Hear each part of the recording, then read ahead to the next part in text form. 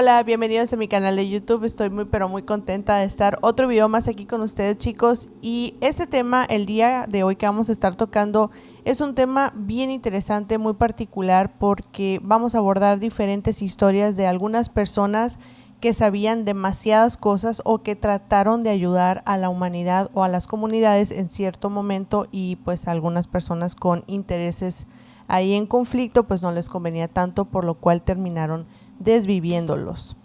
Pero como siempre te voy a invitar a que te quedes hasta el final de este video para que conozcas todas las historias.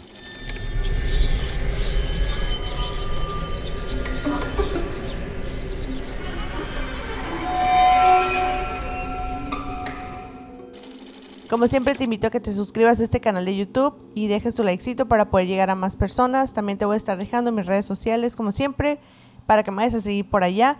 Y en esta ocasión tengo un invitado muy especial que ustedes ya lo conocen de antemano. Está conmigo el buen Happy. ¿Cómo estás? ¿Qué onda, Anita?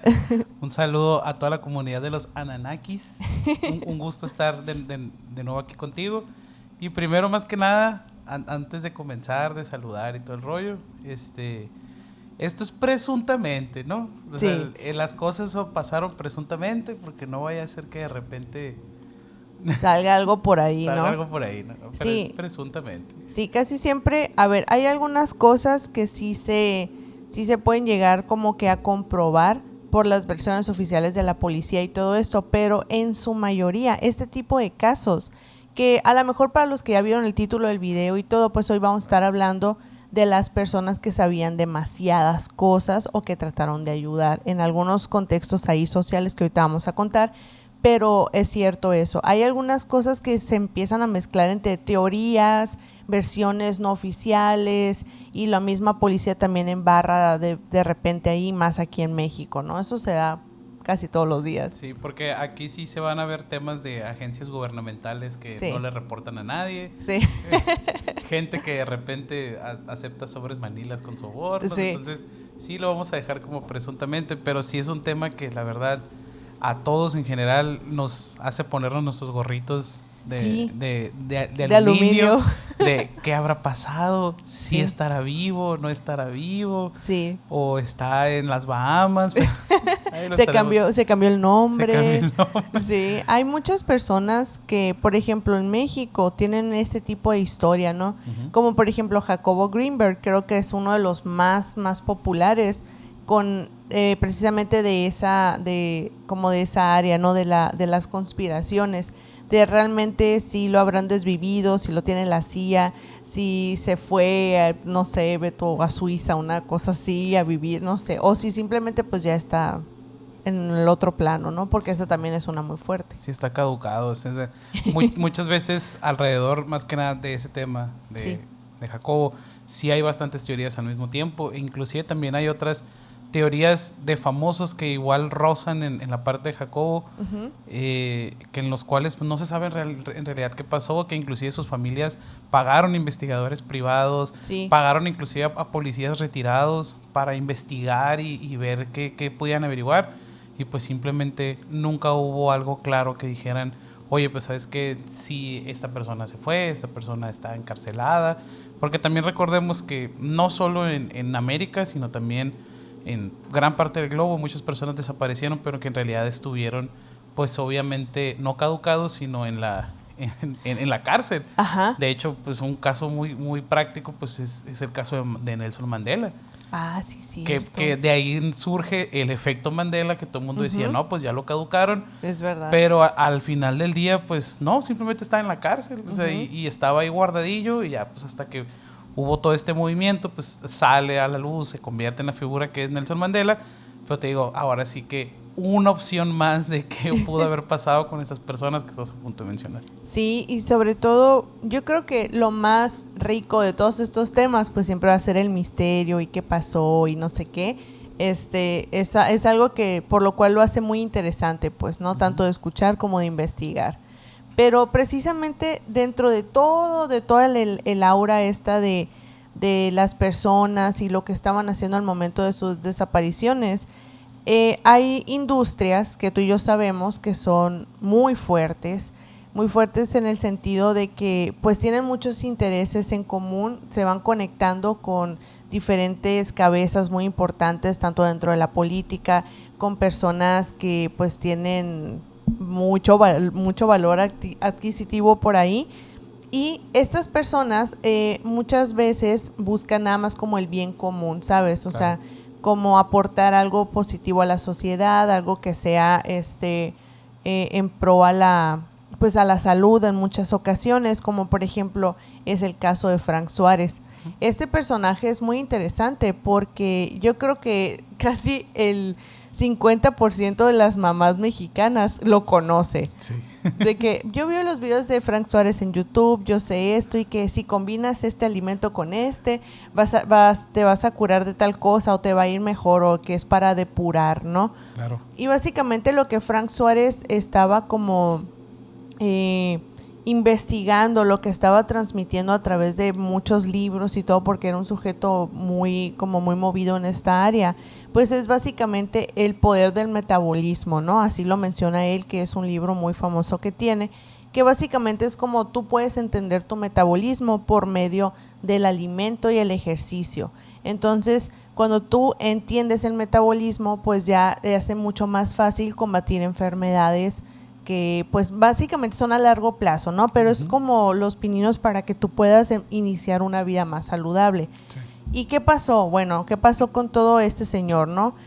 Vamos a empezar un poquito con, pues era un consultor, no era como un experto tal cual. Algunas fuentes sí dicen que era un experto, pero como les decimos, esto es supuestamente, hay muchos datos que a lo mejor no pueden ser los más certeros, porque en realidad pues ni siquiera nosotros, ni el internet, ni nadie más que la familia pues sabe la verdad, ¿no? De todas estas cosas. Sí. Pero básicamente a muy grandes rasgos pues Frank Suárez fue un consultor de temas del metabolismo y de la obesidad, conocido principalmente por su enfoque holístico en la salud a través de su empresa Natural Slim, con varios libros, y todo esto pues hacía como que las personas estuvieran más conscientes del metabolismo y cómo se podían curar a base de esto, cómo hacer el metabolismo más rápido y cosas así.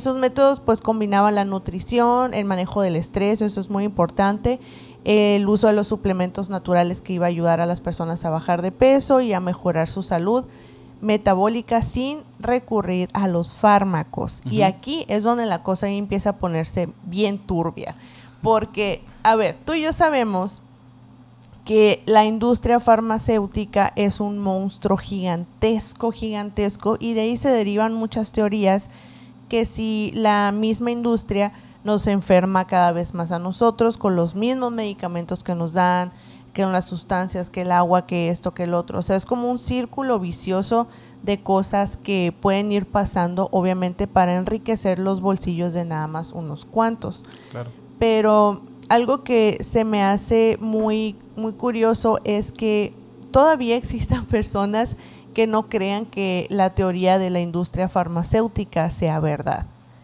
Ya hay demasiadas cosas que, como por ejemplo la vacuna no lo voy a decir obviamente, pero ya sabes de qué. Del bichito. Ajá, del bichito. Pues es un claro ejemplo de eso, ¿no? Porque muchas personas, y no todas, no es que nos vaya a pasar a todas, o bueno, hasta el momento no lo sabemos, pero todas las personas que nos aplicamos esa vacuna vamos a tener efectos secundarios de diversos temas, ¿no? Según el organismo de cada quien y así es como van a poder controlar, y vienen muchas cosas más. Y más que nada también porque se ha teorizado que muchas de las personas van a tener consecuencias que al principio no vas a notar tanto, y ya después como vayan pasando los años, alejándose del 2021, para que entiendan, vas a tener esas consecuencias aún más fuertes. Muchos han detectado que cuando te daba esa enfermedad, perdías el sentido del gusto. Ah, sí, cierto. ¿A ti te pasó? Sabes que cuando me dio a mí, la primera vez no. La segunda sí no detectaba, yo creo que un rango del 70% de los sabores. Qué feo. Pero no fue tanto pues como otras personas de que pueden morder una cebolla y nada, o de que un shot así de licor y nomás sentían como que el ardorcillo, pero no sentían nada en la boca. Entonces dicen que ahorita hay personas que detectan que ya la comida no les sabe igual. O sea, que tanto los refrescos como cosas que normalmente tendrían muy muchos azucarado, muy así. azucarado, Ajá. están perdiendo como la sensación a eso. Okay. Muchos dicen, no, es que son los químicos, pero el común denominador es que todos fueron parte de esa primera camada de personas que recibieron ese medicamento, no vaya. Ajá. Luego también hay otro caso, aparte de esa vacuna, que se dio mucho aquí en México, sobre la vacuna del papiloma humano en jovencitas de es cierto. 12, 13 años. Ahorita es muy popular esa, ¿eh? Ahorita es muy popular, pero cuando nos tocó a nosotros vivirlo, y de hecho la mayoría de la audiencia que nació entre el 89 y casi el 2000, Ajá. cuando iban a las secundarias a hacer esta jornada de vacunación, muchas personas sí tuvieron reacciones bastante fuertes. Hay un caso también muy sonado de una niña que inclusive quedó cuadraplégica y después murió. No, yo no sabía eso. Se caducó, perdón. Ajá, se caducó. No, está bien. Y esa persona fue por la parte de esa vacuna, pues vaya. Y también muchas de que, ¿sabes qué? De ahí mi sistema como que cambió, inclusive de que me dio tiroides. Entonces, muchas empezaron a ver bastantes como que consecuencias a raíz de efectos secundarios después de que hubo también muchos padres de familia y muchas escuelas que ya no está permitido que vacunen a los niños ahí si no es una autorización del padre. Porque ahí era de que, te vamos a dar una plática sobre planeación familiar y salud sexual, y saliendo de aquí te vamos a poner la vacuna del papiloma humano y te vamos a dar alguna carterita de condones. Ay, no. Entonces no les hablaban a tus papás, no nada. De hecho, ni te lo marcaban en tu casilla del Seguro Social, pero no sé si tenías Seguro Social, de que estabas vacunado contra el papiloma humano, cuando en realidad era el tétano sí. Y se teoriza que es porque pues no estaba 100% probada. O sea, estaban experimentando los tres ahí. Un experimentillo ahí, pues muchas personas, pues obviamente en su totalidad mujeres, que fueron las que recibieron esa vacuna, tuvieron unas consecuencias. Ahí. O sea, el monstruo farmacéutico, regresando al tema original, sí es un monstruo gigantesco, no tanto más por los medicamentos, sino también todas las industrias que surgen alrededor de... Todas las ganancias que tiene eso, y eso se empieza a conectar mucho a hospitales, a servicios de los seguros, ¿sabes? O sea, se empieza a conectar en muchas maneras, que ahí es un ganar-ganar para todos. O sea, y obviamente no conviene que llegue una persona como Frank Suárez a decir, pues yo descubrí cómo funciona el metabolismo y te voy a estar dando tips o consejos de nutrición para que no necesites a la industria farmacéutica. Porque en realidad se supone, y lo mencionaba Frank Suárez, de que no necesitas un farmacéutico para controlar tu propio cuerpo. O sea, sí mucho se basaba en la normalidad de decir tienes que tener sentido común con tu cuerpo, de escucharlo, saber cómo va a reaccionar, pero también no necesitas un fármaco fuerte para poder controlarlo. Y también él era el impulsor de que las campañas también que ahorita están actualmente, no te automediques. O sea, no tomes un medicamento por tomarlo, porque al final del día... pues no sabes. No sabes si en realidad tienes eso, o no sabes si te vas a ser resistente a ese medicamento. Hay personas que las aspirinas ya no le hacen de que... Es cierto. Es que yo me tengo que tomar 2 Tempra. Es que no es normal. Tomaste muchas aspirinas en tu momento y al momento de tomarte una aspirina, que supuestamente es lo más bajito, ya al momento de tomarte una aspirina o un paracetamol, ya lo has tomado tanto... que ya no te hace. Yo llegué a un punto y, o sea... Llegó un punto en el que consumía mucho Advil. Entonces, al principio, un Advil, todo bien. Pero las consumía tan recurrentemente que era de que me duele la cabeza un poquito. Un Advil. Y esto, un Advil. Entonces, ahorita ya mi tope son 2 o 3. O sea, que estoy creando... Y que con espacios de toma muy, muy cortos. Sí, o juntos, pues. Me los tomo juntos, así. O sea, está muy mal, pues. Sí. Y más que nada porque por el desconocimiento. Porque la verdad, la salud es un mundo en el cual pues a lo mejor tú como persona normal no vamos a poder entenderlo por completo, no vamos a saber las consecuencias a corto, mediano y largo plazo. Claro. Y al momento de que Suárez nos da como que una guía de decir, oye, pues no es tan difícil empezar, el problema es mantenerte. O sea, el decir de que lleva este camino que no es con tantas prohibiciones y que es muy alejado de la base de la nutrición que que ya nos habían impuesto, pues vaya. Ajá, como la tradicional, ¿no? Ajá, de que tienes que tomar 2 litros de agua. Sí. Pues no es cierto. O sea, no, es que a ver, yo quiero abordar un poquito de eso porque hasta coraje me da. Porque, o sea, siempre, bueno, es recomendado los 2 litros de agua, pero no siempre tiene que ser así, pues. Uh-huh. Pueden ser más, pueden ser menos, volvemos a este tema de escuchar tu cuerpo. Yo soy muy partidaria a eso. Si yo tengo mucha sed, pues a lo mejor me tomo 3 litros, no sé, hasta que ya mi cuerpo me diga, ya estoy bien, pero sí hay personas que toman demasiada agua y eso ya no sé si se cataloga como otro problema o no sé, pues, es que ¿no? más que nada ahí es cuando digo, no soy experto, estoy muy alejado del ramo de la medicina, ajá, pero sí llega a haber una retención de líquidos, sí llega a causarte un daño, porque pues ahorita estás haciendo que tu sistema trabaje de más. Sí. Pero sí es muy diferente. Poniendo un ejemplo muy claro, ¿no? ¿Cuánta agua puede consumir una persona en la Ciudad de México y cuánta agua puede consumir una persona en Hermosillo o Mexicali? Hablando del aspecto de allá la máxima es de 30 grados, aquí la máxima es de 50. Sí. Entonces, si yo no estoy consumiendo agua constantemente, de repente ya andas todo mareado. Te mareas, entonces, te empiezas como con náuseas y así también. Y muchas personas se toman muy a regla tengo que tomar 2 litros de agua, cuando en realidad es lo que te está pidiendo tu cuerpo. Exacto. Es como el mínimo que tienes que tomar o una referencia de... Pero recordemos que la mayoría de los alimentos, en su mayoría... ¿Tienen agua? Tienen agua. Las frutas tienen muchísima agua, la lechuga tiene muchísima agua. Entonces, al momento de tú estar consumiendo esos productos, también estás recibiendo agua. Y es agua que no contamos realmente, ¿no?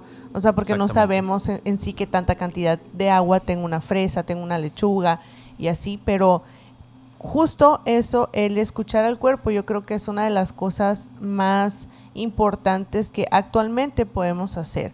Porque sí, bien, no somos médicos ni expertos en el tema, pero es una realidad, pues, como nadie más te va a conocer más, vaya la redundancia, que tú mismo. Exacto. Tú vas a decir, me duele la cabeza, pero ¿por qué te duele? Bueno, a lo mejor me duele porque no he dormido bien, porque no me alimenté bien, porque pasé todo el día en el sol. Entonces, en esa circunstancia, a lo mejor no necesitas tomarte una pastilla, necesitas hidratarte y descansar un poco y ya, ¿sabes? O inclusive también muchas veces de que, es que me siento muy agitado, me siento muy raro. A lo mejor tuviste un día malo, a lo mejor estás estresado. Te metes a bañar, sales y ya, como nuevo, hasta sí. Feliz te pones, ¿no? Exactamente, entonces es mucho y es lo que decía Suárez de no necesitas un fármaco para poder controlarte por completo. Exacto. Sí te recomendaba mucho la suplementación natural, que también aquí hay una contraparte que surgió después de ese libro, que es cuando tú te tomas, ¿cómo decía? Cuando tú te tomas suplementos naturales, estás comprando orina cara, cuando no es completamente real. O sea, sí la parte, y esto sí está muy claro, la parte de que tú te tomes una vitamina extra, no absorbes el 100% de la vitamina que estás consumiendo. Pero ese poquito que llega a absorber tu cuerpo, sí te ayuda bastante. Sí. De hecho, por ejemplo, el caso muy claro, para ponerlos en contexto, si tú consumes regularmente durante 3 meses glicinato de magnesio, vas a poder mejorar tu calidad del sueño de que en un 60-70%. Te lo digo personalmente porque es una persona que consume magnesio muy regularmente, casi todos los días, y la calidad de mi sueño es muy buena. A veces obviamente tengo insomnio y todo, o sea, lo normal tampoco hace milagros, pues no te va a tumbar así, pero la calidad del sueño sí es muy buena, las articulaciones también, tiene muchos beneficios, es algo que yo siempre recomiendo como muy abiertamente, porque sí bien, o sea, por ejemplo, esta parte de las vitaminas también me parece importante mencionar que muchas personas empiezan a autovitaminarse, ¿no? Y es ahí donde surge este argumento de es orina cara, porque no conocen, pues. Y es muy diferente si un doctor te dice, sabes que tienes deficiencia de esto, esto y esto, y aquí están las vitaminas, órale, cómpralas y tómatelas y te vas a sentir mejor. Y sí, pero hay personas que sí se las toman así como casi como los mejoralitos, ¿te acuerdas de aquel entonces? Que de hecho el mejoralito era técnicamente nada, o sea, era azúcar. Azúcar con paracetamol. Sí. Entonces, pero al final del día sí, lo que decía Suárez es, tienes que conocer tu cuerpo y el conocer tu cuerpo es estudios de orina, estudios de copro, estudios de la flora intestinal, estudios de sangre, de todo, para saber cómo vas a cómo vas a jugar, ¿no? Exactamente. O sea, exámenes full, así de todo, y ya vas viendo, descartando cosas, a lo mejor eres intolerante a ciertas cosas, también puede ser, ¿no? Pero vamos a un poquito más a los hechos trágicos, tenebrosos, a los hechos macabros. ¿Cómo fue que Frank Suárez pues pasó al otro plano, ¿no? Conoció al creador. Pues básicamente, supuestamente Frank Suárez se desvivió el 25 de febrero del 2021, o sea, no hace tanto tiempo. Al caer del balcón de su edificio en San Juan, Puerto Rico, y tenía 71 años. La versión oficial es que pues se manejó la teoría de un posible desvivimiento, dado que no se encontraron señales de forcejeo y cosas así. Algo que hubiera indicado que hubiera otra persona en la habitación, ¿no? Las circunstancias de este accidente pues no dejaron indicios de que hubiera otras manos involucradas en el asunto. Las investigaciones, las autoridades que llevaron a cabo este tipo de investigaciones pues no publicaron como un resultado como definitivo sobre la causa, o sea, como que no confirmaron 100% la causa del desvivimiento de Frank, ¿no? Y aquí es donde entran mucho las teorías de conspiración. Pues Frank, como bien sabemos, era un sujeto que se hizo muy popular por todo esto. No solo por el hecho de tratar de compartir la enseñanza. O sea, que si te pones a pensar son cosas muy básicas. No necesitaba como, o sea, porque eso era un consultor, no era como un expertísimo en el tema. Pero él se dedicó muchos años a estudiar todo esto, entonces es por ello que adquiere este conocimiento y así empieza a hacer todo lo que conocemos, ¿no? Claro. Pues al ser una figura como muy influyente, porque tenía un fandom pues bastante grande que hasta el día de hoy pues prevalece muy sólido, algunas personas creen que su fallecimiento pudo haber sido provocado pues por intereses de la industria farmacéutica que no estaban completamente de acuerdo con lo que él estaba divulgando, que es precisamente deja de consumir fármacos, deja de automedicarte y escucha tu cuerpo. Algunas personas también empezaron a teorizar que muy probablemente todo esta situación como de el manejar una empresa como la que él tenía y otros problemas personales de familia y todo esto pues lo llevaron a una decadencia emocional y por eso cometió el autodesvivimiento, ¿no? Pero algo que se me hace muy interesante mencionar es que el legado que dejó Frank Suárez es algo que todavía podemos ver. Las plataformas todavía no han quitado sus videos, todavía los pueden encontrar. Si a alguien le interesa, de verdad sí lo recomiendo. No está de más conocer información extra sobre cómo funciona el cuerpo y cosas que sean benéficas para él, ¿no? Claro. Entonces, este legado tan grande que dejó, todavía existen los libros, todavía existen los suplementos y todo esto. ¿Y quién se estaba haciendo cargo de esto? Pues la hija. Pero el último dato que yo supe sobre todo este caso de Frank Suárez es que a la hija le estaban incriminando porque siguió con la divulgación de las enseñanzas de su padre. Y más que nada porque de los mismos libros pues obviamente sacaban no cursos sino como ponencias sobre cómo pues obviamente llevar ese estilo de vida, porque la verdad sí es un estilo de vida bastante completo, en el cual pues no son pasos a seguir, no es como que no es como una clase de que A, B y C, en la mañana te comes una manzana y luego en la tarde, ¿sabes? ¿No? Entonces esa es la parte como que a las personas normales que lo consumían no sabían cómo determinarlo, pues vaya. Entonces al momento de ella como comenzar a seguir ese camino después, a lo que tengo entendido como que tuvo una duda entre el cual, porque recibieron ofertas después de su caducación. Recibieron ofertas por la empresa bastante fuertes, obviamente por personas que a lo mejor estaban o no en el medio farmacéutico. Al momento de seguir ella, ya todo ese camino comienza como a toparse con los mismos bloqueos que tuvo su padre, tanto en lo personal como a nivel empresarial, tanto con proveedores como con cadenas de distribución. O sea, todo lo que llevaba su padre forjando durante años, de repente se comenzó a estancar. Exactamente. Y está muy triste eso porque pues es algo benéfico pues para todos, que en muchos casos pues sí le llegaría pues inclusive a salvar la vida a unas cuantas personas, ¿no? Y te digo, desgraciadamente pues ahorita está enfrentando un juicio muy fuerte la hija por esto. Y es algo que pues te pones a pensar, ¿qué tan, o sea, qué tan malo podría ser que una porque nomás es Frank Suárez, ¿eh? No estamos hablando de que hay 20 Frank Suárez. Es una persona que está tratando de que tu vida mejore a base de cosas naturales.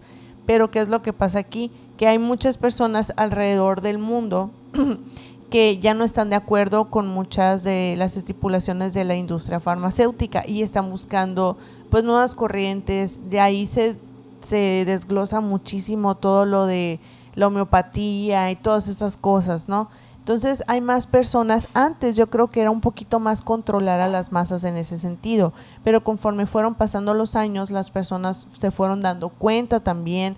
El internet, eso sí, hay que aplaudirlo, que nos ha ayudado muchísimo a enterarnos de noticias que a lo mejor nunca hubiéramos conocido si hubiéramos estado en un 1800, ¿sabes? O sea, hay muchas cosas. Ajá, dime. Y lo más que nada porque ya hay el antecedente, no solo las teorías de decir, oye, sí, las farmacéuticas tratan de controlar muchas cosas, no se dicen a la ligera. Ah, exacto. Hay un porqué, y más que nada comenzó con esta corriente de que muchas personas se enfermaban por ciertos medicamentos, o inclusive pueden ver 1001 series, 1001 documentales que hay en las plataformas. En las plataformas. Hay uno que se llama Doped Out o Dope Sick, algo así. Ah, creo que ya sé cuál es. Ajá, que te narra cómo Estados Unidos se volvió adicto a un analgésico. Al Tylenol, ¿no? ¿Puede ser? No, es algo como para el dolor. Entonces, pues obviamente se medio drogante. Es que creo que sí es ese. El Tylenol supuestamente es como para los dolores musculares y cosas así. Les causaba como una sensación de relajamiento y lo usaban de manera lúdica. Y cuando ya lo querían dejar, no podían. Ajá. Entonces, todas esas personas que posiblemente las hacían adictas, las compañías farmacéuticas por medio de los doctores, de que, traes un dolor así, pero mira, ahí te va Vicodin. O pues, oye, o sea, sí. Espérate, o sea, vamos a comenzar primero con paracetamol y de ahí le vamos, le vamos aumentando, pues, ¿no? Entonces, todas esas personas que se volvieron adictas a forma de eso y empezaron a sacar sus casos a la luz y empezaron a decir, oye, pues es que este medicamento está mal o te causa estos efectos secundarios que están muy feos. Las compañías farmacéuticas empezaron a hacer muchos acuerdos por debajo de la mesa en los juicios y que mucha gente empezó a retirar sus demandas a cambio de una muy buena feria, pues entonces al final del día eso a las personas les da como que un sentido de hay algo que no está bien aquí. Ajá. O sea, hay algo que al final del día sí está mal, pues, o sea, no es 100% todo benéfico y por el bien de la salud de la humanidad, ¿sabes? O sea, exactamente. Obviamente siempre va a haber un interés por parte de pues los grupos que están como muy que son de nicho muy pequeñito, como los inversores y todo eso, los inversionistas de múltiples temas, pero en específicamente el tema del dinero se me hace que pues a ver, si hay situaciones en las que el ser humano, a ver, no sé cómo lo voy a decir. Sí, hay situaciones en las que el ser humano elige a los niños, por ejemplo, para ciertas actividades a cambio de dinero. ¿Tú crees que no lo va a hacer con las personas a nivel global por medicinas, por medicamentos? O sea. Y más que nada porque el ramo de la medicina ha sido como el salvador de la humanidad en muchos de los casos, como también el llegar al punto actual en el que estamos de poder pues solamente tener los medicamentos que tenemos y los aprendizajes que hemos tenido. Sí. Está plasmado de mucha cochinada detrás, pues vaya, ¿no? Sí. No es que quiere decir que todo el ramo farmacéutico o de medicina esté manchado. No, ajá. Pero sí muchas de las soluciones que tenemos actualmente para tanto dolores como lo que son enfermedades, sí surgieron a base de personas que fueron los conejillos de indias de muchas farmacéuticas y que al día de hoy, tanto animales como personas han sido sujetos de pruebas a medicinas que nunca llegaron a nada, Que al final del día sí hay otras que sí, que digo que actualmente ya se ha logrado curar al 100% una persona con VIH. Sí. Entonces, sí es algo como que... Está muy manchado, pues. Está muy manchado, pero muchos también lo ven del otro lado, de decir, si no hacemos este camino, nunca vamos a llegar a la respuesta. Ahí es el bien común, si vas a aceptar ese modo de pensar o vas a luchar en contra de. Sí, eso es algo muy... O sea, obviamente en la industria de las medicinas y de todo esto, pues sí tiene que haber un sacrificio para un bien común, ¿no? Y por sacrificio me refiero pues obviamente a personas que son sujetos de prueba y todo esto. Y que mira, de la industria del maquillaje mejor ni hablemos. Yo creo que lo vamos a dejar para otro capítulo porque tiene mucha tela que cortar también. Es que sí, la parte de la investigación tanto del maquillaje como de medicinas sí van muy de la mano porque los métodos en los cuales se prueban son muy parecidos, más que nada por los animales. Pero sí, ha causado bastante controversia.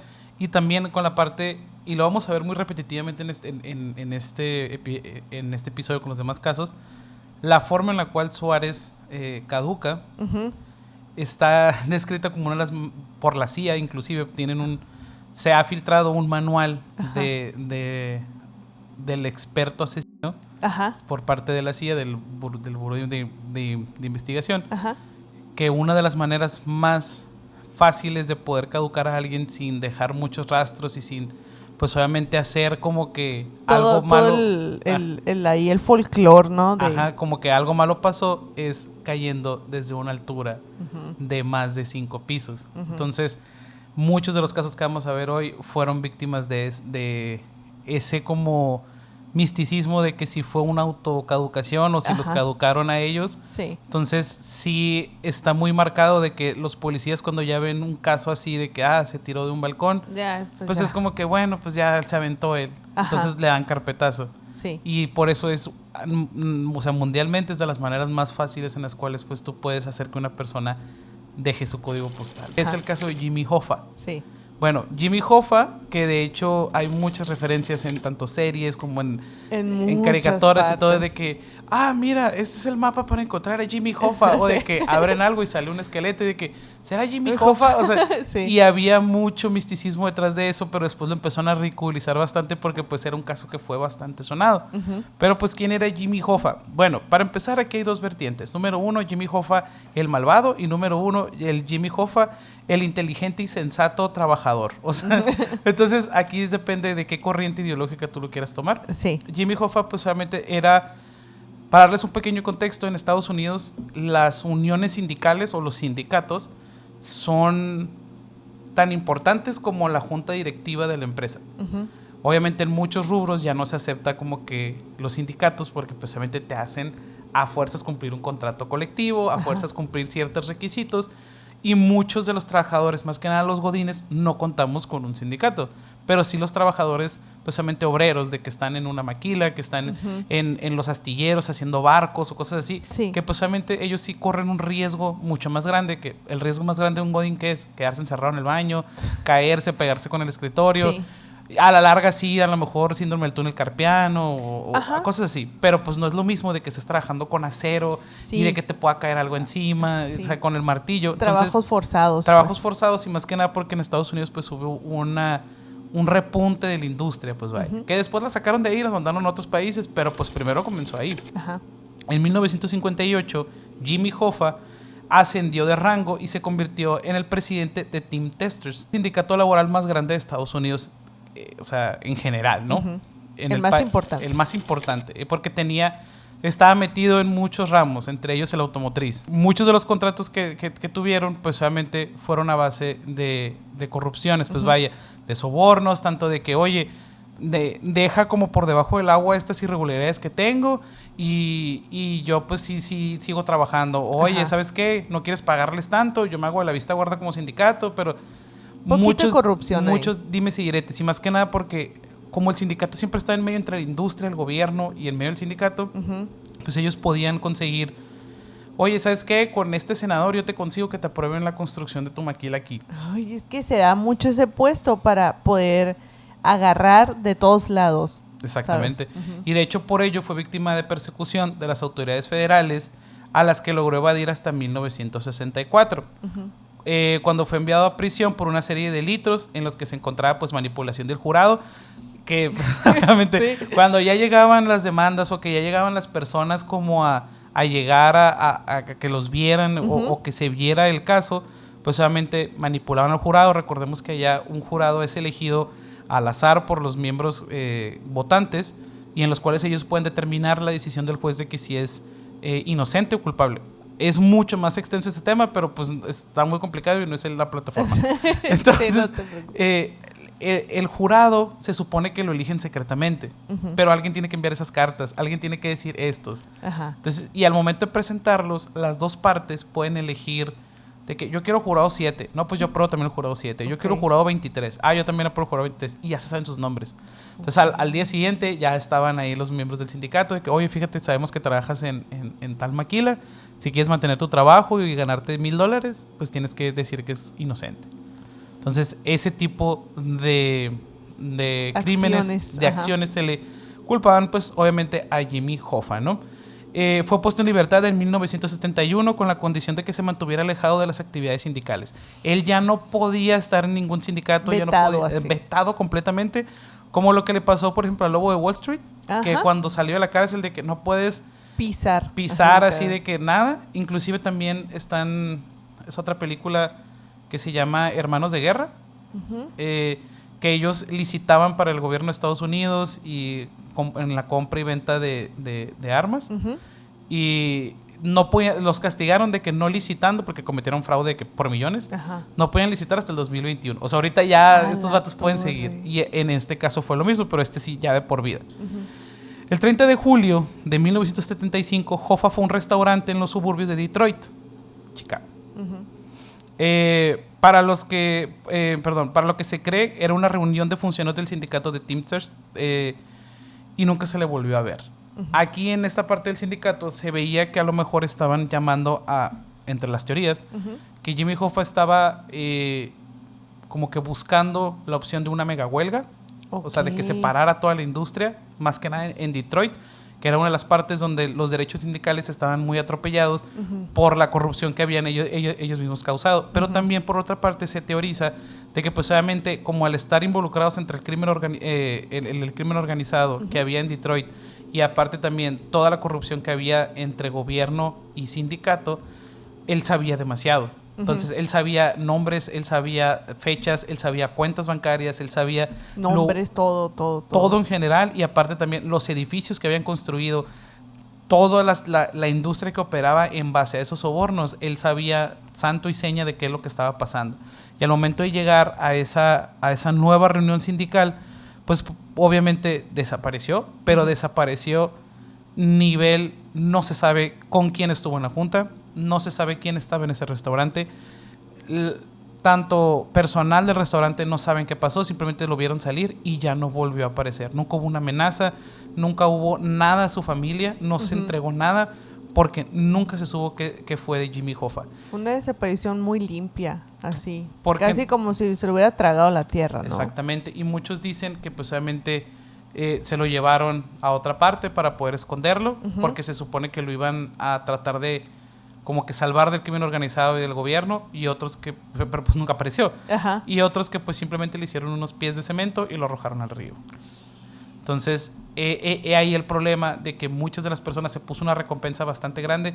La familia inclusive contrató pues solamente personas para que lo buscaran, y jamás se encontró rastro de Jimmy Hoffa. Y es un caso abierto, bueno, ahorita ya hace muchos años. Pero fue un caso abierto en Estados Unidos que fue nacionalmente mediático, o sea que fue muchos y muchos los meses que se estuvo buscando a Jimmy Hoffa, más que nada por su cercanía a los medios, porque pues obviamente al ser un líder sindical, pues tenía este rango casi de político, pues, y que muchos de los líderes sindicales pues obviamente financiaban las campañas de políticos, porque pues obviamente con ellos te podían trabajar un poquito mejor. Entonces, al momento de que Jimmy Hoffa desaparece, cambia por completo el sindicato. Muchos empiezan a dejar sus puestos en automático, porque todo el mundo pensaba que fue una venganza de la industria contra Jimmy Hoffa. A la torre. Entonces, ¿tú qué crees? ¿Crees que sí lo lo desvivieron o crees que... Ah, Pues es que no hay, bueno, a ver, no hay otra opción, ¿no? O sea, sí sabía demasiadas cosas. Es que llegó a tener una posición demasiado alta. exactamente. En mucho poder, o sea, manejaba muchas cosas, sabía muchas cosas. Manejaba mucho dinero, manejaba muchos contratos multimillonarios. Era el vínculo entre todo lo que se quería hacer y lo que no se podía hacer. Entonces, yo sí pienso que a Jimmy Hoffa lo desaparecieron y está en un baúl enterrado en alguna parte de Detroit o en un edificio inclusive. Emparedado, sí. Muchos dicen que fue emparedado en edificios que estaban en ese tiempo en construcción en Detroit. Y pues... Muy probablemente. Porque ese modus operandi también es muy común cuando no quieres que se sepa, pero jamás, nunca sí, de que, o sea, una persona existió, ¿no? Emparedándolo.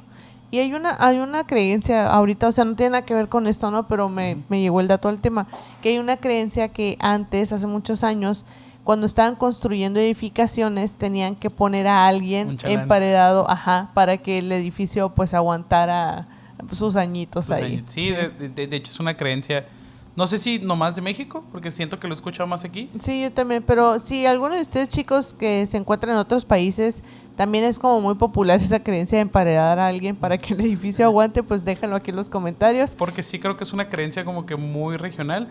Digo, sí he visto inclusive con influencers actuales, como el Arquijuve, si llega a ver, un saludo. Ojalá. Ojalá.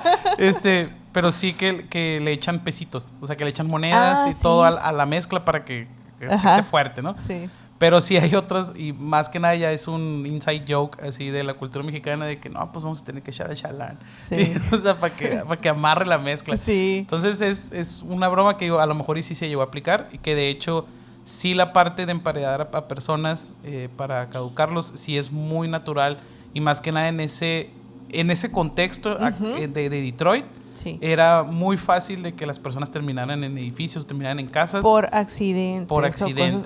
O que simplemente los querían desaparecer. Pues entonces siempre ha sido una... Inclusive hay gente que al momento de que voy a renovar mi casa en Estados Unidos y de repente entre los muros, y muchos creemos que es mentira, pero no encuentran dinero, encuentran armas, encuentran, o sea, evidencia de casos, o inclusive, más que nada, entre Chicago, todos esos, sí llegan a encontrar de que personas. No tanto personas. Bueno, sí ha habido el caso, pero es más común que encuentren zapatos bares clandestinos. Porque ahí era toda la parte de Al Capone. Pues lo de licor y todo esto, ¿no? De la prohibición que hubo. Entonces sí había muchos de que la persona de esa casa hacía su propio licor y tenía un cuartito escondido, un clavo ahí, un clavillo donde tenía su destilería, ¿no? Y es muy normal en Estados Unidos que la gente trate de hacer su propio licor. Sí. Y de hecho, de esa parte de que la gente ha tratado de hacer su propio licor, pues han llegado pues el moonshine, han llegado el whisky como lo conocen norteamericano, que tiene diferencias al whisky irlandés. Entonces sí ha llegado como a ser parte de su cultura, pues vaya, y siguen haciendo el whisky con los alambiques, o sea, como tal. Hubo mucho peligro también de que gente que quedó ciega y todo, pero por lo mismo, o sea, ese era el contexto, pues de que todo se escondía debajo de... Sí. Y ahí se han encontrado una que otra cosita. ¿Te imaginas qué padre encontrar un bar clandestino en tu casa mientras lo estás remodelando así? Sí, porque muchas veces... Muy histórico, o sea, sumamente histórico. Y muchas veces tenían inclusive hasta pasadizos, de que estaba conectado con una tienda por debajo que estaba en la esquina y tu casa está a la mitad de la cuadra. Entonces entraban por la tienda y se iban y llegaban hasta el bar clandestino. Que ahí había apuestas, había pues, oficios muy viejos, inclusive pues, el consumo de alcohol, por ende, ¿no? Cuando hubo esta prohibición que inclusive México también empezó a ser muy parte de mantener a Estados Unidos hidratado, porque nosotros como mexicanos importamos mucho licor clandestino, tanto cerveza como tequila, para las necesidades del pueblo americano. Desde ahí viene toda la historia que ahorita, mira, sí se conecta un poquito, bueno, no un poquito, se conecta muchote con este caso, la otra personalidad que yo te traigo por aquí, que precisamente es Homero Gómez González, que a lo mejor muchos de ustedes lo conocen como... es un activista de la mariposa monarca y hay muchas imágenes en torno a esto, ¿no? El señor Homero, y hablando precisamente de esto, de la cultura, de el narcotráfico, de muchas cosas. No estoy hablando de sustancias ilícitas nada más. Se ve mucho como la tala, por ejemplo. Este caso se da en Michoacán.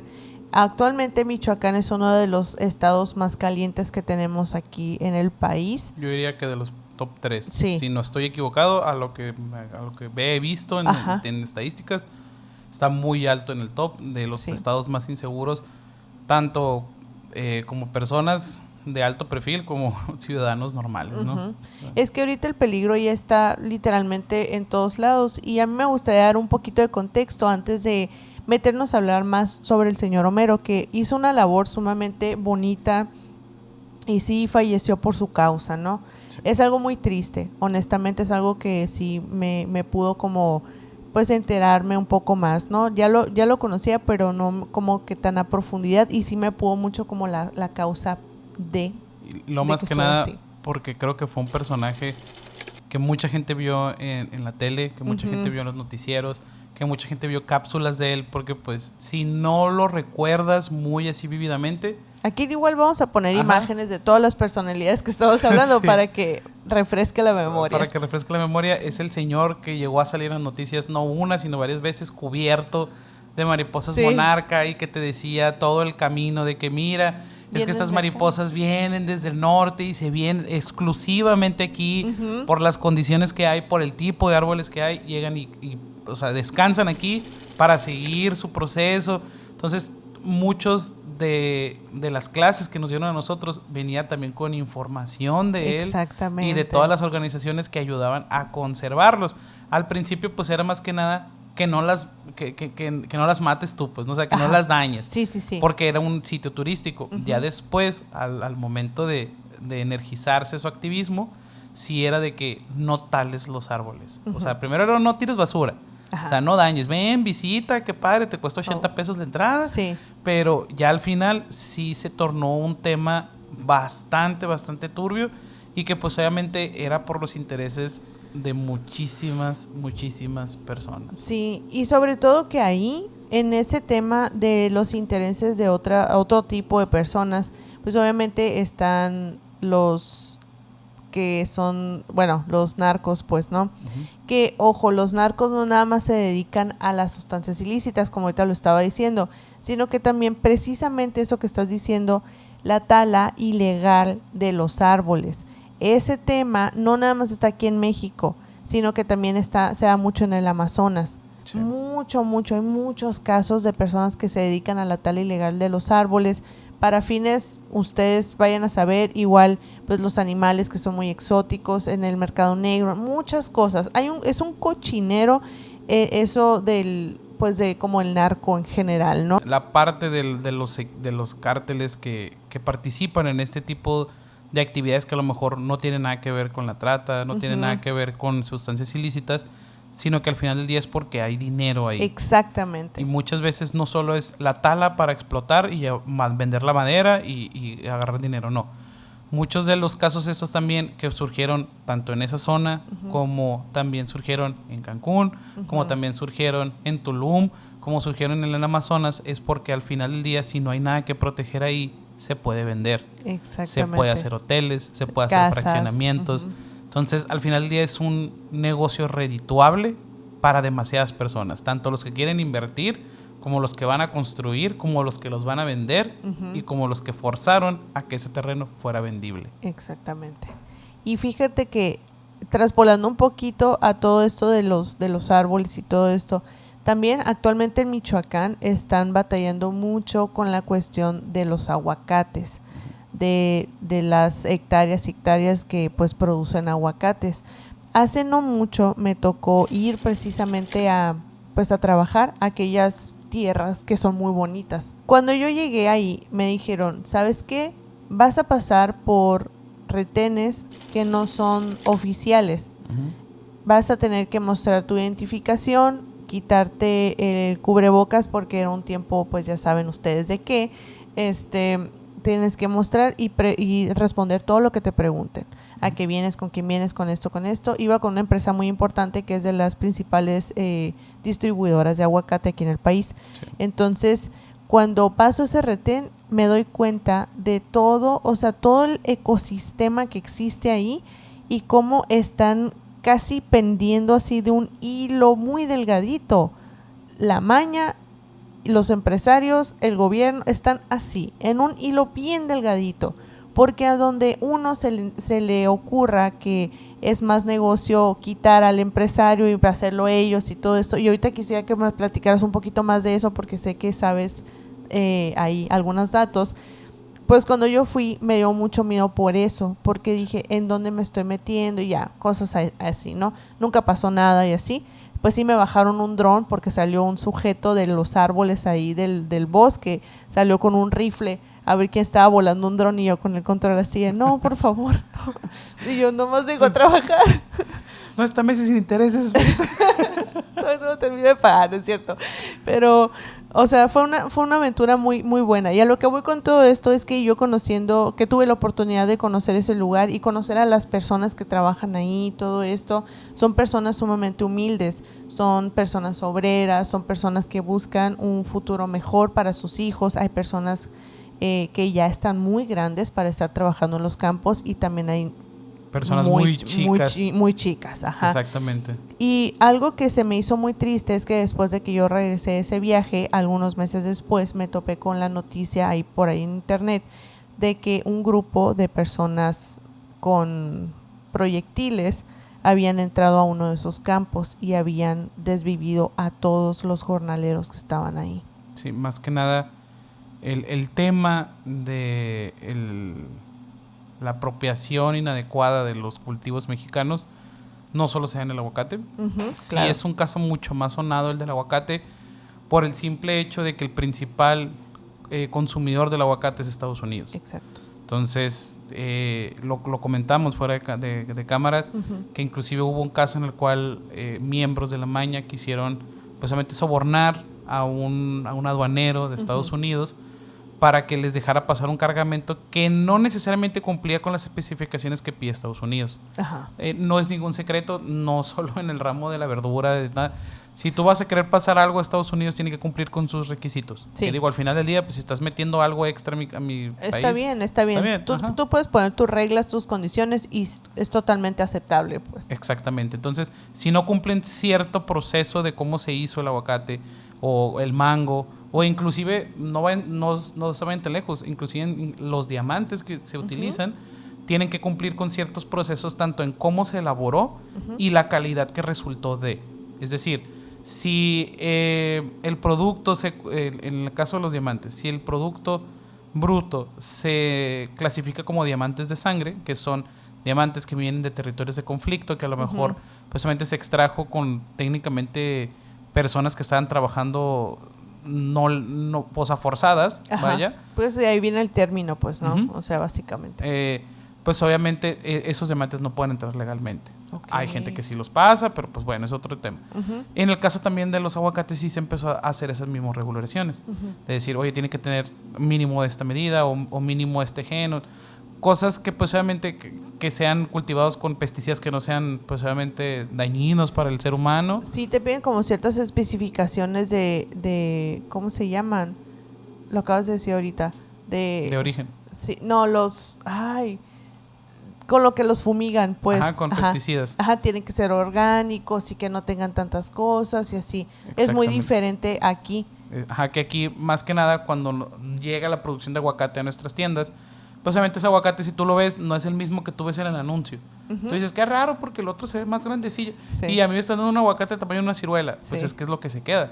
Igual en la carne. Merma, pues. Es la merma, igual en la carne de cerdo, igual en la carne de res en otros estados. Nosotros tenemos un beneficio ahí que la carne sí se queda un poquillo de lo chilo aquí en Sonora. Y fíjate, vete al Costco, vete al Costco, porque si te vas, o sea, si vas a una carnicería aquí que no sea el Rancho El 17, que tiene todas las carnes top así, no, vete a una carnicería normal. Sí te van a dar una carne buena, pues obviamente porque estás en Sonora, pero no va a ser igual de top que si te vas al Costco. Exactamente. Y por qué el Costco? Pues porque el Costco también viene con todo este desfile de cosas y especificaciones de Estados Unidos. ¿Y qué tan canijas son esas especificaciones? No voy a decir marcas. Uh-huh. Si alguien se dedica a eso, va a saber de volada a qué me estoy refiriendo. Hay una marca de carnes que no es tan reconocida como otra aquí en Sonora, pero que esa marca de carnes tiene los índices para poder exportar la calidad de carne a Estados Unidos. Entonces, varias marcas que son más famosas que la que sí puede exportar a Estados Unidos, manda su carne para que se empaque y se pueda vender como si fuera de ellos. Entonces, no quiere decir que sea mala carne, sino que posiblemente es muy costoso tener esas certificaciones, y solo esa empresa se ha dedicado 100% a decir, yo le quiero vender a los gringos y se los voy a vender. Entonces, mucha de la carne que inclusive consumimos en Sam's y en Costco, que no sea carne introducida, pues ahí te lo ponen en específico en grande, que de hecho es más barata, es de que carne que se fue de Sonora al centro de distribución en Estados Unidos y luego regresó con nosotros. Sí. Está bien, digo, válido, pero esa es la carne que en verdad queda. Regresando al tema de lo de los aguacates, tanto la producción de aguacate como la producción de limón, como la producción de los mangos, y muchas otras frutas, pero en esas principales tres, porque pues, el aguacate es una fruta y el limón también, se han visto mermadas porque al momento de no poder transportarlas a Estados Unidos y exportarlas, pues se tienen que quedar en México, y pues obviamente el precio del aguacate sufre. E inclusive han habido declaraciones públicas en las cuales los mismos jornaleros y los mismos dueños de las plantaciones no venden la mercancía porque los tienen amenazados grupos criminales, en los cuales de que no puedes vender un solo kilo de aguacate, aunque ya lo tengas todo ya recolectado, ya listo para poder procesar o lo que sea. No lo puedes vender a menos de que nos pagues esta cantidad, o de que cierto político haga cierto movimiento, o de que los gringos acepten para poder venderlo en dólares, o te vamos a quitar tu carga y la vamos a vender nosotros. Ay, no. Y al final del día eso afecta. Cuando el aguacate llega a 129 pesos el kilo, cuando llega a 150 pesos el kilo, es porque en realidad estamos trayendo aguacate de otras partes a que nos vendan ese aguacate. Es porque está atorado, pues. Porque está atorado todo en las regiones productoras de aguacate. O sea, nosotros siendo de los principales productores de aguacate a nivel mundial, muchas veces no podemos vender ese aguacate porque está secuestrado. Literal, está secuestrado. Por grupos criminales. Sí. Ay, no. Y hay un montón de cosas más, como ahorita decías, el aguacate, la madera y otras cosas. O sea, los animales también sufren desgraciadamente de estos tratos, ¿no? Que la gente se empieza a adjudicar, como dicen, pues hay dinero, pues órale, ¿no? Pero fíjate que, volviendo un poquito más al tema de Homero, pues vamos viendo quién fue y qué fue lo que hizo, ¿no? Aunque muchos a lo mejor ya saben, pero pues para los que no, y vamos a recordarlo también porque pues hizo una labor muy bonita, honestamente. Bueno, el nombre completo pues es Homero Gómez González, y fue un ingeniero y un activista ambiental originario de Michoacán, como ahorita lo estábamos diciendo, y era muy conocido pues obviamente por su lucha en la protección de la mariposa monarca y los bosques de Oyamel, que es lo que ahorita comentamos de la tala ilegal, ¿no? Su hábitat natural en la reserva, de los bosques de Oyamel, que se encuentran en el hábitat natural de la reserva de la biosfera de la misma mariposa monarca. Por eso como que ahí se conecta mucho todo esto, ¿no? ¿Y qué fue lo que hizo Homero? Homero administraba y promovía el santuario del Rosario, que es el que vimos muchas veces en la televisión, que yo me acuerdo mucho de verlo de niña, así como en reportajes y que se le paraban las mariposas en la cara, y yo, qué padre, algún día ojalá pudiéramos visitarlo y así. Sí, y veías, más que se ponía como que comida en la mano, y se veía así, o sea, que un bulto, un bulto de mariposas. Pero pues era eso, o sea, de que él promovía el turismo ecológico que ahora se le conoce. Exacto, sí, en aquellos años, pues, ¿no? Y pues una de las, el Santuario del Rosario es una de las principales áreas de protección de la conservación de la mariposa monarca en Michoacán, hablando de Michoacán.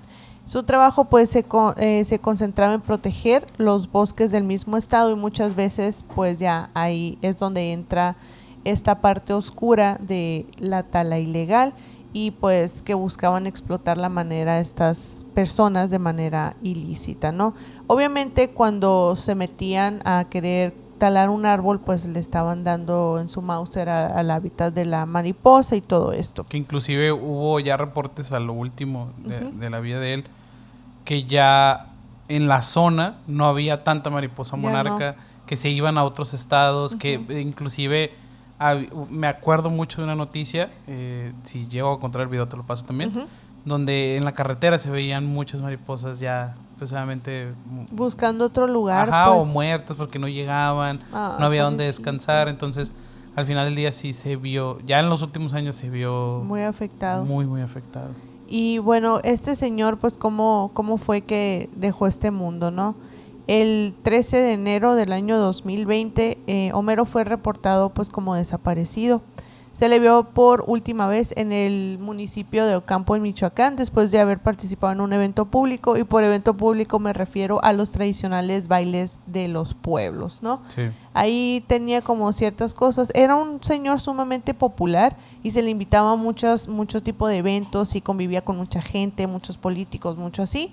Entonces era una figura pública, muy pública, como ahorita decimos, de que tenía cada cierto tiempo sus reportajes en televisión y lo veíamos y todo, ¿no? Era yo creo uno de los influencers más prolíficos de México. Sí. O sea, en ese momento que redes sociales no estaban tan fuertes, sí él marcaba una diferencia, más que nada porque tenía mucho spotlight de los medios. Sí. Y también las labores propias que hacía, de que iba a dar conferencias, iba a todo eso, y fue reconocido mundialmente también como una persona en pro de la paz ecológica, ¿no? Exacto. Y precisamente por todo este alto perfil que él manejaba, pues la desaparición empezó a generar una preocupación muy grande dentro de la comunidad de México, ¿no? Precisamente la comunidad que se dedicaba a proteger el medio ambiente.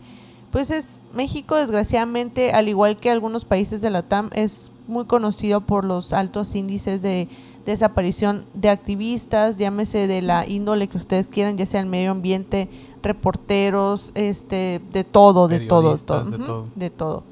Y bueno, durante la búsqueda, los primeros fue buscado 16 días seguidos, ¿no? Por las autoridades. Se desplegó un operativo de búsqueda que incluyó autoridades de la comunidad local, otras organizaciones. Obviamente mucha gente se sumó a esta búsqueda porque, como bien hemos estado diciendo, era una persona muy importante, muy importante. La desaparición pues atrajo la atención internacional, incluso con múltiples organizaciones pidiendo una investigación exhaustiva. Que si bien sabemos, pues aquí en México las investigaciones son por encimita y bien te fue, ¿no? Si no les dolió a ellos, no va a haber una investigación más a fondo. Y de hecho, inclusive lo comentaba fuera de cámara, sí fue una desaparición que dolió bastante. Sí. Porque era una persona, aparte de todo su trabajo, era una persona que se le notaba el que quería ayudar, el que sabía las consecuencias que podía traer eso. Sí. Y que más que nada en la región muchas de las personas vivían a base de ese turismo, sí, de todo lo que conllevaba el cuidarlo y todo, y al final del día que pues terminaba tan mermado, pues sí fue algo bastante fuerte, ¿no? Sí, y fíjate que desgraciadamente el 29 de enero del 2020 pues fue cuando lo encontraron en un pozo de agua en la comunidad del Soldado, en el municipio de Ocampo. O sea, todo ocurrió ahí mismo y estaba vestido con la misma ropa que traía el día del evento. Entonces, ¿qué fue lo que pasó después de eso? Obviamente esta noticia trascendió como pólvora por todos los medios tradicionales. Todas las noticias empezaron a cubrir, muchos medios de comunicación empezaron a llegar al lugar y se hizo un zafarrancho mediático espectacular, obviamente porque era una persona muy querida en muchos ámbitos, ¿no? Y después de que ya se encontró y todo esto, se hizo el levantamiento de esta persona, se llevó pues a la morgue y todo.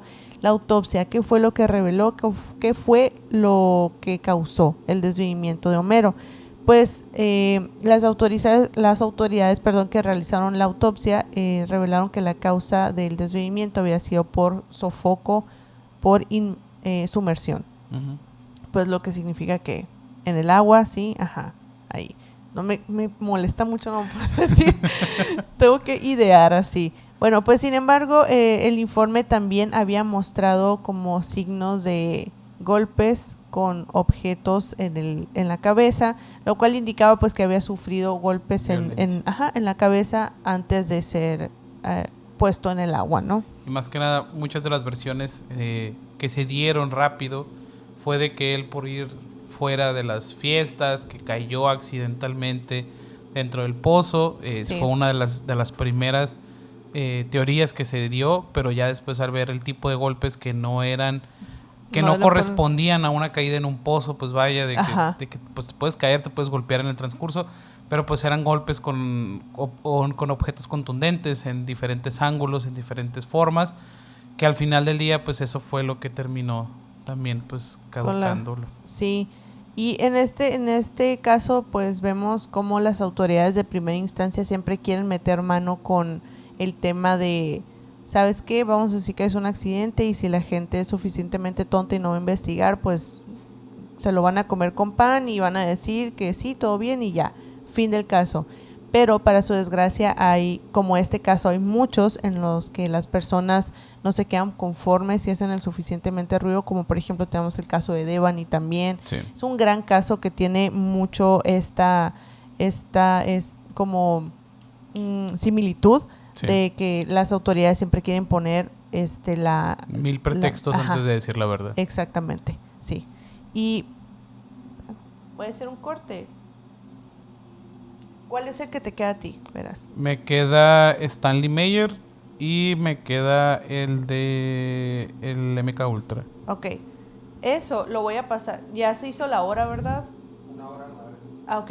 Vamos a cortarlo aquí y lo que sigue, que es más funable, lo vamos a meter a los miembros del canal para hablar sin censura. Fierro. ¿Sí? Está bien. Ok.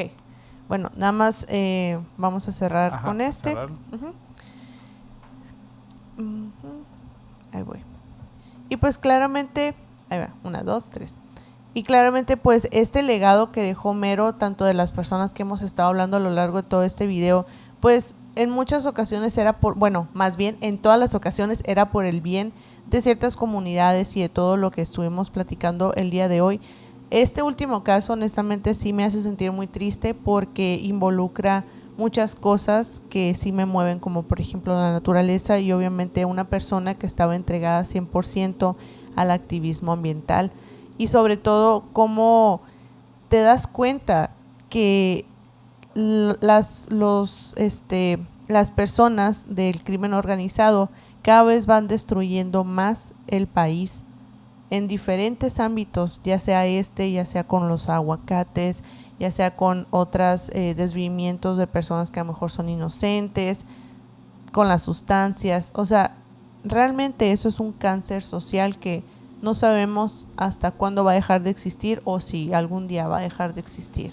Ahí sí es meterse en camisa 11 varas porque sí, más que nada no solo ha sido culpa del gobierno, sino también ha sido culpa de nosotros como sociedad. Exacto, el darle entrada a este tipo de organizaciones que no solo afectan México y que no solo se da aquí, pero nosotros al estar de primera mano y ser el puente y la entrada a uno de los mercados más grandes, que es Estados Unidos, para ese tipo de sustancias, pues obviamente sí nos da repercusiones bastante más amplias, ¿no? Llegar al punto en el cual uno de los productos que es pues obviamente orgullo de aquí, que es el aguacate, que es el mango, que son las naranjas, por ejemplo, que llegue a estar a este nivel de que no secuestrado, secuestrado, de que no se puede ni vender. Son frutas, pues. Es bastante triste, y más que nada porque destruyen lo que siempre el mexicano va a poder recurrir a, que es su tierra. Sí, en la parte del ambiente económico, pues obviamente a todos nos afecta como personal, claro, pero hay una creencia del mexicano que dice que si nosotros seguimos de pie, inclusive bajo el crimen organizado y bajo los pobres mandatos de gobierno que hemos tenido, es porque nuestra tierra es la más rica del planeta.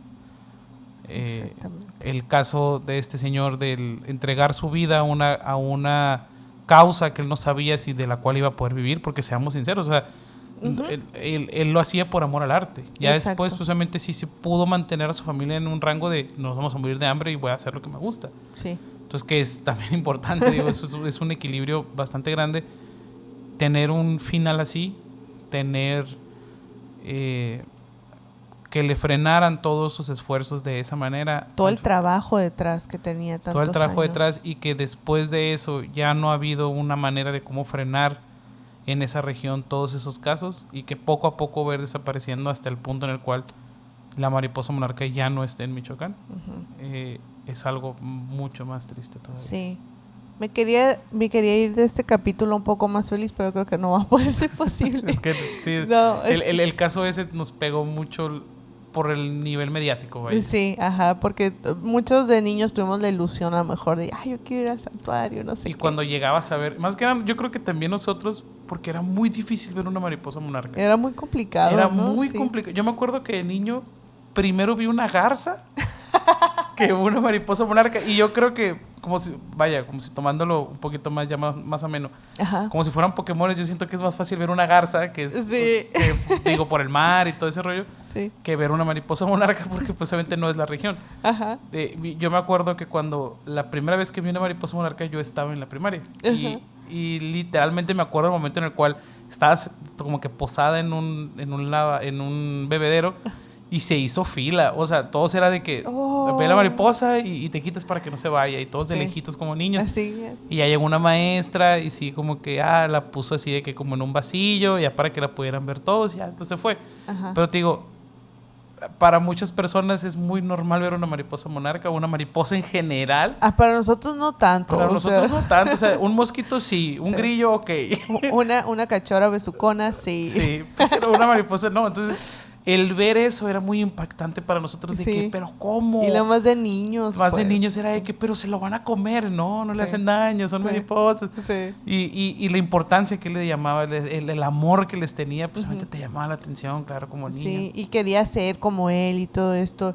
Y te digo, sí, es un caso muy, muy triste, que pues ahorita ya como entre las bromas y eso, pues ya no me siento tan triste, pero muchas gracias, de verdad. Me da mucho gusto que estés otra vez aquí conmigo y con la audiencia tan bonita, compartiendo algunas cosas que yo sé que estos temas te gustan un montón, entonces yo creo que en un futuro vamos a hacer no de esto, sino de otras cosas, ¿no? Sí, más que nada toda la parte de las teorías de qué pasó y qué pudo pasar. A mí me encanta irme en el agujero ahí del conejo, de decir, yo sí creo que pasó esto. Pero sí, al final del día, muchas gracias por invitarme de nuevo. De verdad, los he dicho tanto con los chicos de Misiones como con tu comunidad. Es una comunidad bastante bonita, de que si llegas a un live y comentas de que, hey, hola, bienvenido, te hacen como que parte de la cura local bastante grande, y pues de verdad siempre un gusto estar aquí contigo. Excelente.